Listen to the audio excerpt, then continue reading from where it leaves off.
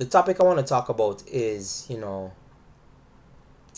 how we as Caribbean people, we get sold the mindset that black Americans are lazy, they're disgusting, they're this, they're that, they're no good, they're savages, they're uneducated, they are ununified, they're not to be dealt with, they're just like some subhuman things. And this was the mantra that I was sold when I came to America, and I was hanging out with my Jamaican people.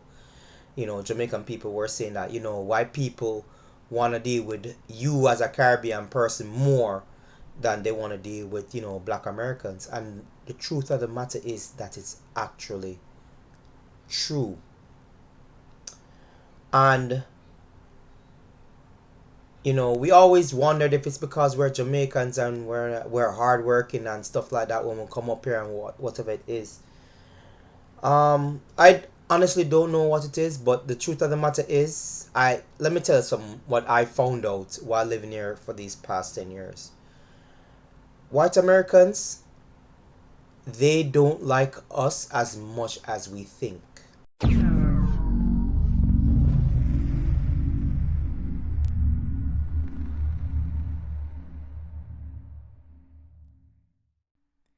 Hey everyone, don't forget to hit the like button, subscribe, and also share the video.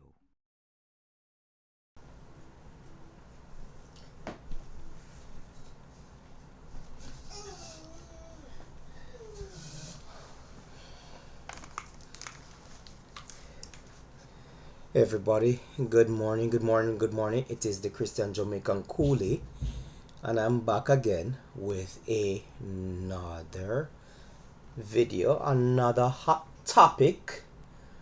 In this topic, I want to discuss how we, not even just say how we, basically, anytime foreigners come over to the land of America, there's a certain mindset that they begin to have, you know, and I think everybody knows about it, but it's just not really spoken about so much in the public until, like lately. Well, I know you guys hear the sound of my son still. I might bring him on video so that you can see how handsome this young man is. As a matter of fact, let me pause the video and bring the man on so you can see how handsome he is. All right, everybody, this is my youngest child. His name is Jacob. Yes, tell him your name. This is Jacob Israel, doctor. Love this boy so much. So I'm gonna pause again and put him back down in the crib to, just stretch his legs and relax.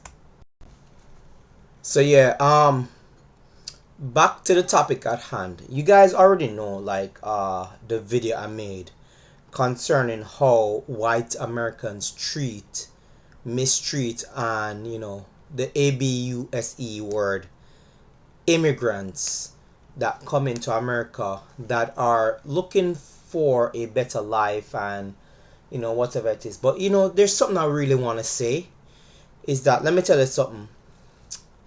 You see, liberals, or what we call Democrats or whatever it is, they don't love immigrants as much as they portray themselves to. And likewise with, the Republicans, they don't love immigrants as much as they portray themselves to. The thing about it is this: when they talk about wanting immigrants to go and do the right way of, getting their green cards and getting their citizenship in America, a lot of immigrants agree with that. We do. we do agree that we should, go through the rigors and we should, do the right thing. But you know what? Let me explain something about the system that I've realized myself. The system is a harsh mistress, and it's definitely created to be difficult for you to become a citizen of America. Um, Not to go back a couple hundred years or so, but you see, the system of slavery, it, the free labor, cheap labor, that system is still one of the systems that is helping this land and this country to succeed and progress in the way that is still progressing and succeeding right now. You understand? That is why when I'm being honest with you, but both sides of the political spectrum, they love immigrants for that one main reason, that they can have them do very hard, difficult, and even skilled labor and can pay them pennies on the dollars for it because that's what we're going to take or that's what we're going to want. Because most immigrants, even like myself, we love to do things called grinding, where you just pile up your hours to make the dollars count. Now, that's not really the topic I want to talk about, though. The topic I want to talk about is, how we as Caribbean people, we get sold the mindset that black Americans are lazy, they're disgusting, they're this, they're that, they're no good, they're savages, they are uneducated, they are ununified, they're not to be dealt with, they're just like some subhuman things. And this was the mantra that I was sold when I came to America and I was hanging out with my Jamaican people. Jamaican people were saying that, white people want to deal with you as a Caribbean person more than they want to deal with, black Americans. And the truth of the matter is that it's actually true. And, we always wondered if it's because we're Jamaicans and we're hardworking and stuff like that when we come up here and whatever it is. I honestly don't know what it is, but the truth of the matter is, I let me tell you some what I found out while living here for these past 10 years. White Americans, they don't like us as much as we think. To them, we are a novelty. We are a fetish. You understand? Being in the presence, hearing the language, seeing the culture, it's all a fetish and a novelty to them. And once it's worn off, we get treated just as bad, if not even worse, than the black Americans that are here. And the reason why we can get treated worse is because they can threaten us with deportation. You understand? They can threaten us with deportation. Now, when I came up, I dumped on black men especially a lot. I never dumped on black women and thing as much, but I did dump on them for the whole, they were like seeing the whole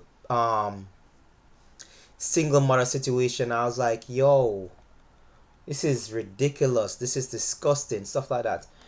When I came up and stuff, I was taught by other Jamaican people to not really, don't really hang with black people. Don't hang with these black men because they're lazy, they're this, they're that, they don't want nothing, them disgusting, blah blah blah blah blah blah blah blah blah, etc. etc. etc.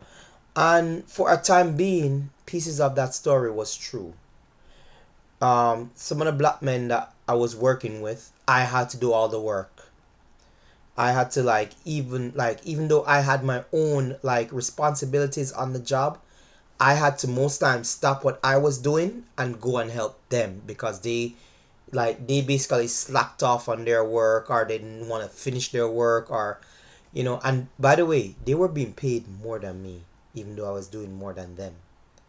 You understand? And I was more educated than all of those guys on the job. All of them.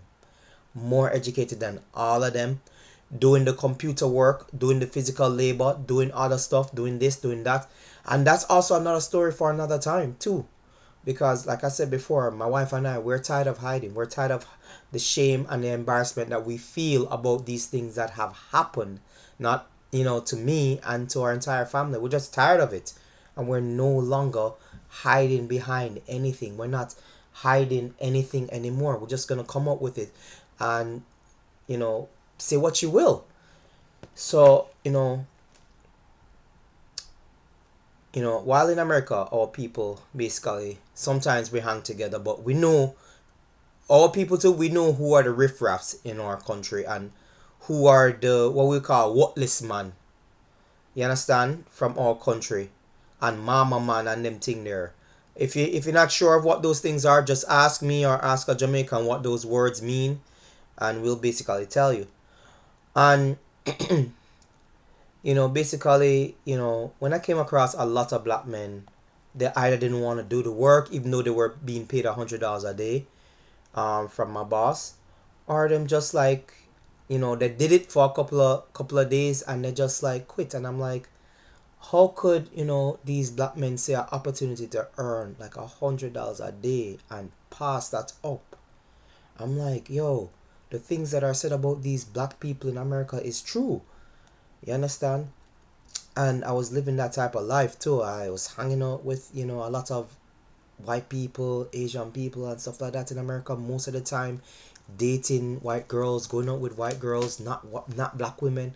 And you see, that's what I'm telling. I'm just bringing the truth forward. You understand? Because I'm telling you how we get indoctrinated when we come up here in America into not being unified to people that is of our own skin color. I was hanging out with a lot of these so-called liberal people. Even though I'm not I wouldn't be what you considered a liberal person. I'm what you consider a very conservative person. You understand? Jamaica is what you would consider it to be a very conservative country. It's not a liberal country. It's a very conservative country. You understand? Because certain standards and values that America would, uphold, Jamaica don't uphold those values. We don't like, honestly, really and truly, like we make it public that we don't like a lot of things. You understand? Even though it's kind of creeping in on the back door, and I believe it may become more mainstream in Jamaica and thing.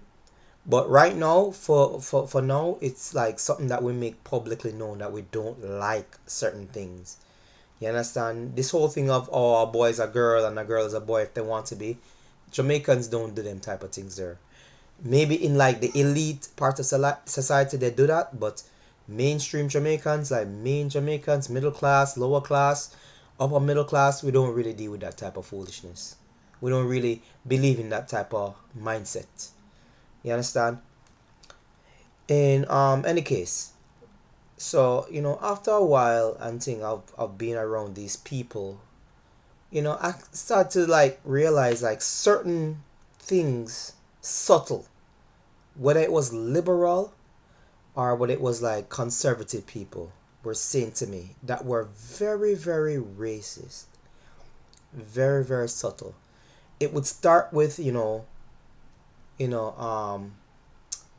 things like, yo, you don't know anywhere we can buy some weed. I'm like, I've never touched that in my life and I don't know where I would get that from. And they're like, how are you Jamaican and you don't smoke weed? And I have to be educating them that, like, listen, the percentage of Jamaicans that you think smoke weed is not as high as you think. It's like 15% of Jamaicans that basically smoke weed. If not even less. It's probably even less than that. You know? Oh, how come you don't always say yeah man and all them things there? I was like, that's not how we speak. It's not like all the time we speak like that. And as a matter of fact, you have to remember that um before we were colonized by the Spaniards, and then we were colonized by the British. So Jamaicans speak standard English, which is why you can actually understand what I am saying right now. And it would be like little jobs here and there, little jobs constantly, like even when I start to work for my past employer too, little jobs here and there, um about my Jamaican culture, um little jobs here and there about my language, little jobs here and there about Jamaica being a third world country, until I basically had to put my foot down and say, yo, I know you guys not talking. I know you guys not talking. You know what I mean? Cause you guys wouldn't have what you have without enslaving people.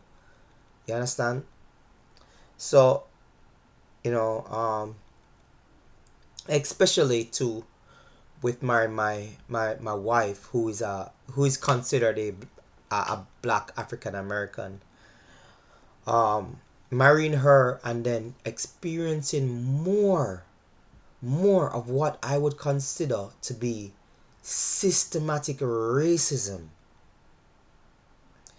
I start to like understand the mindset of what black Americans are actually complaining about, and why it's so warranted that they're complaining about these things, especially where systematic racism is concerned. To me, I've said this before in another video, but I'm going to say it again. The most racist system that is created is the credit score system. And I'm going to tell you why right now. Right? This system was created to keep people out. Keep people, and I've tested it. I've tested it using some of my white friends too. There are, and let me just make this clear. There are white people who really and truly love dark-skinned people. They love dark-skinned people. They understand the struggle, and they understand that they may not understand everything that we go through or we experience, but they sympathize with it. And for those people, trust me, we have a lot of love for you people. That's why when we're talking, we're not talking about you people, and we don't want you to be offended by every other scumbag that we're talking about.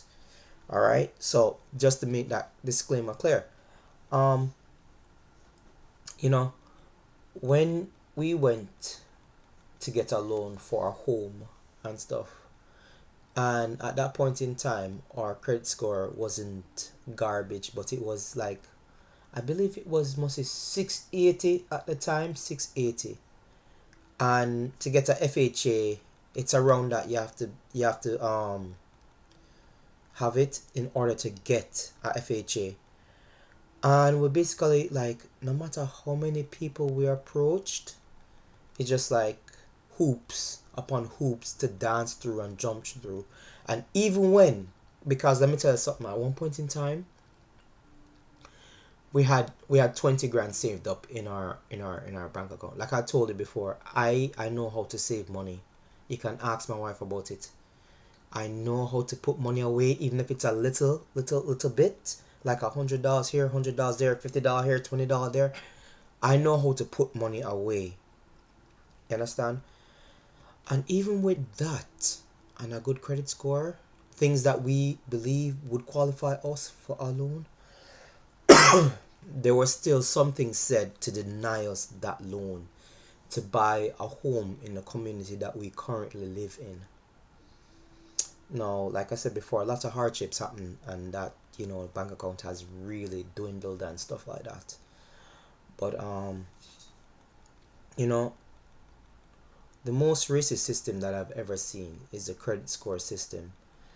And the biggest problem I see in the black community is that we have black people, black women especially, you know, perpetuating this movement of credit score upon their own people, and then turning around and saying that we need to unify as a people. I'm not saying that there shouldn't be background checks. I'm not saying that there shouldn't be some sort of vetting system when you want to rent somebody a home. But you know for a fact that your people, your skin color people, majority of us don't have the credit score to get the homes that you that you know say that we need to have in order to get into. So let me get back to the whole systematic racism thing. I've seen it in many things. You know, as a Jamaican, at first you always say no, it's not a lie. This whole thing, blah blah blah blah blah. But when you actually start to just observe, like Jamaicans, intellectual Jamaicans, I want you to observe. Don't just talk. Just observe. Just observe. Just look at, just like really open up your eyes and look at the little things here, the subtle things there, and you will actually begin to see it piling up. And you'll see that it's much bigger than we actually thought it is or it was.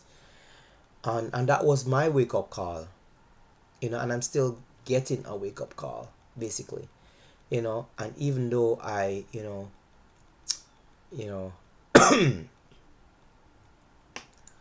I have to look on it from that lens where I don't treat everything like it's oh it's racist and this like that, but I do now like make sure I do a double take, I do a triple take to make sure that I am being treated fairly before I even open my mouth.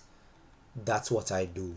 Before I even open my mouth, I make sure I double check, triple check to see if there's something that I could have missed, that I misunderstood, that you understand what I'm saying? So that when you basically put all of this out in the open, it doesn't make you look like you're crazy.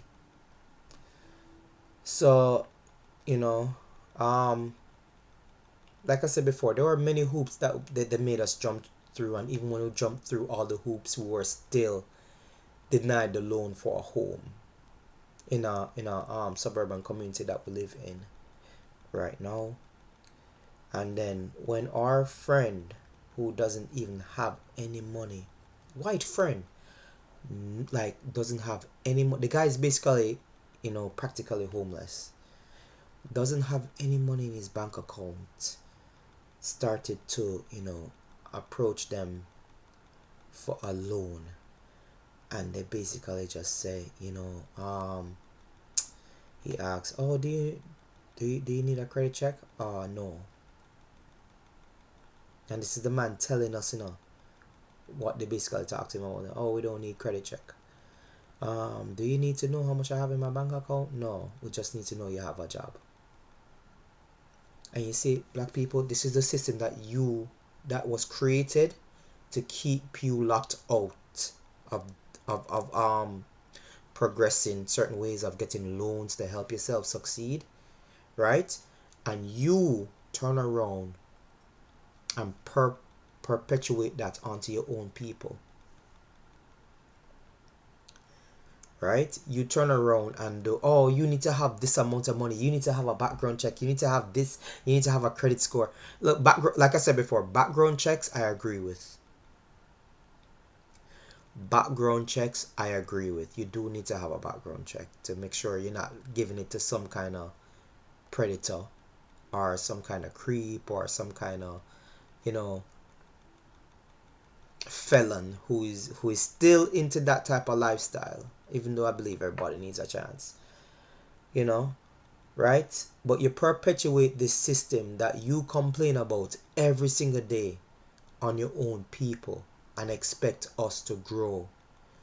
And then there are people who just want to grow by themselves and they end up failing. Then they run back to the community and complain, oh, how, them people there hate them and blah, blah, blah, blah, blah, and yada, yada, yada. So yeah, this is my video. I dumped on black Americans until I realized what they were really and truly going through, and what they were talking about was actually true. And you will have naysayers in America, black America, super successful people. I mean, yes, you will have that and all them things there, but it's what you've been allowed to do. Let me be honest with you. It's what you've been allowed to do. You understand? And of course, I don't want to go into this victimhood mentality, but black women, you need to have the fathers in the homes, to help these boys grow up to be men and be more productive. And if we basically build our community in this manner, if we basically make sure these fathers stay, help these men to become very productive men in society, like I said before, we can basically compete against other ethnicities. Because every time black people come together, we build stuff. We build great things. And I mean, we were building stuff for free anyway. So why is it that when we come together to build stuff for free again, who says that it won't be great? You know? So, yeah, that's my video. I guess that's my time to finish up. Enough love and respect. This is the Christian Jamaican Coolie. Peace. I'm out.